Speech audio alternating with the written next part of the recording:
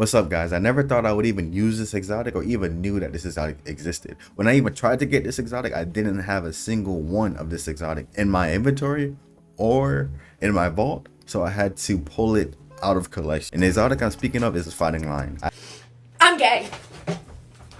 I decided to pair this with the Gerfalcon, and since I saw the recent changes to the Gerfalcon with someone else's build, I decided to give it a try, and it didn't disappoint. I was able to get in and out of invisibility with ease while clearing out large mobs of enemies. At no time did I think I would even be playing PvP on my hunter, or rather enjoying PvP on my hunter, but this build completely shifted my mindset. To dive into the build, we first need to talk about Fighting Lion. Yes, I know, Fighting Lion. First off, you get unlimited ammo with this weapon, which is crazy because it does considerable damage and it's considered a primary. Like that's crazy. Second, it is a void weapon, so it does pair well with our exotic today, so it can get the buff volatile round while we are invisible. And third, we can use the new seasonal mod we can clear with the Fighting Lion to apply a 50% debuff to target. Like with this weapon, you can easily defeat volatile weapons, pop in and out of invisibility, which you can see in the background gameplay. This build allows you to use any void weapon.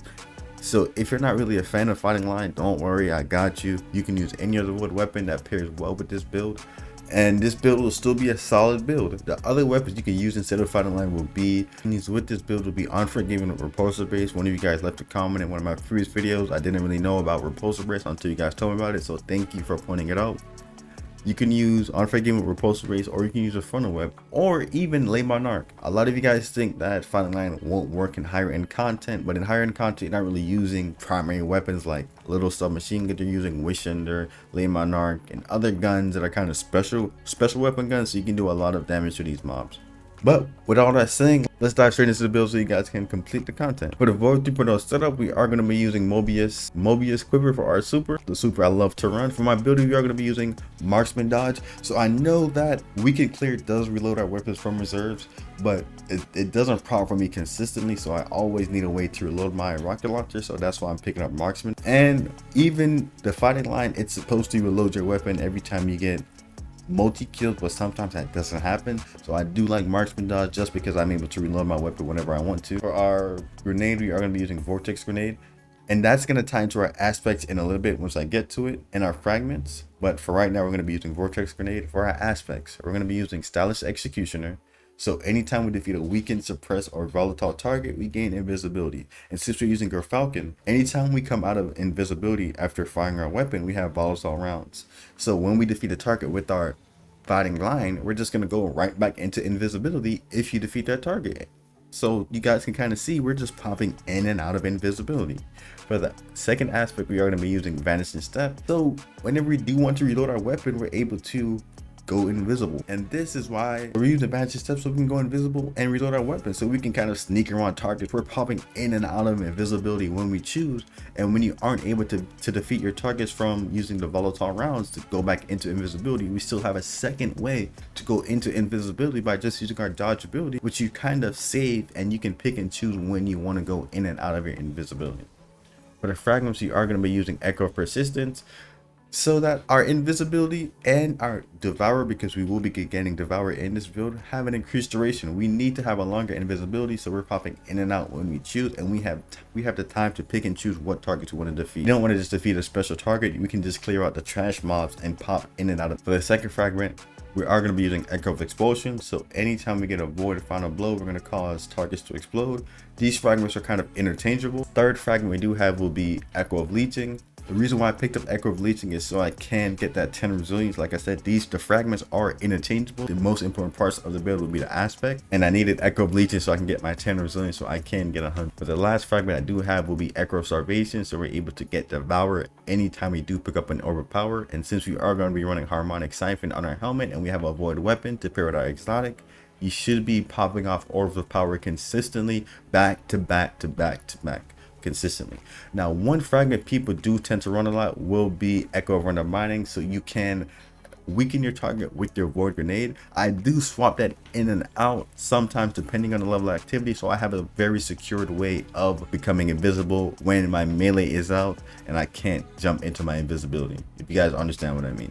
So what that means is when you run Echo of Undermining combined with Stylish Executioner, once you weaken a target with your grenade, since you're running Echo of Undermining, Defeating that target will guarantee invisibility. So that's just a third way to secure going back into invisibility. If you're really struggling to keep the synergy of popping in and out of invisibility, then pick up Echo Burner Mining and take the hit off on -20 discipline. It's completely up to you. But these are the aspects I'm running: Salus Executioner, Vanishing Step, and the fragments I'm currently running will be Echo of Persistence, Echo of Explosion, Echo of Leeching, and Echo of Starvation. The stats for this build will be 100% discipline and 100% resilience. Those are the two stats we're currently running in this build. So we have damage reduction and we are spamming our grenade. Other things that enhance this build but aren't completely necessary will be the elemental mods we are currently rocking.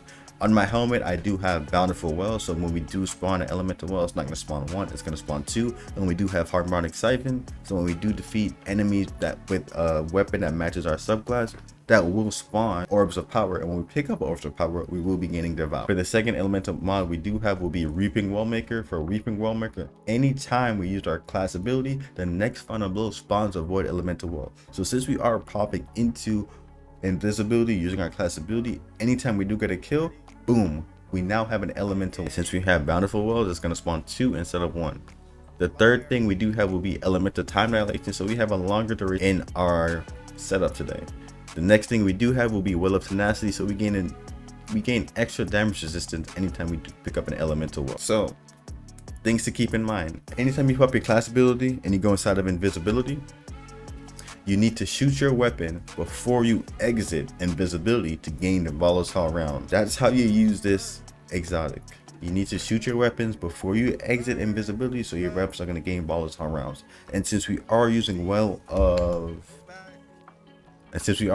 Reaping Wellmaker, after we pop that class ability and you shoot your weapon and defeat a target, it's going to spawn Void Elemental Wells. Once you pick up those Void Elemental Wells, you're going to be getting damage resistance because you're going to be using Well of Tenacity. The last mod I am using will be Font of Might. Now this is completely up to you. I just want that extra damage we do gain from Font of Might, and we're using Elemental Time Dilation, so your Font of Might will last longer. If you're running solo, then please, by all due, take off those mods and then run solo operative, because that 50% buff is really nice. But that's it for the build. We're going to be using Gerfalcons with Fighting Lion. You can always, like I said, you can swap out Fighting Lion for Lay Monarch, Unforgiven, Funnel Web, or whatever void weapon of your choice that you like to run. The dim link will be in the description, guys, and I will have a pinned comment with the dim link. I hope you guys enjoyed the video, and thank you guys for tuning in. Please like, comment, and subscribe, and you guys have a good day.